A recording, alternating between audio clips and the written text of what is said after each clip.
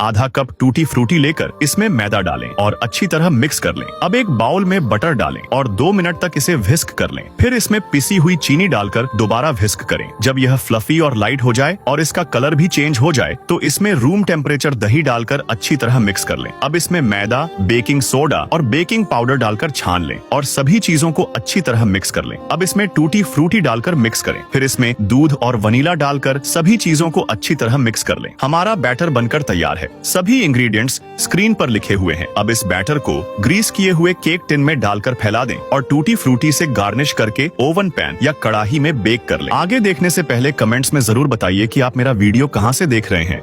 मुझे जानकर बहुत खुशी होगी। हमारा सॉफ्ट, मॉइस्ट और टेस्टी केक बनकर तैयार है। एक बार जरूर बनाकर तैयार करें।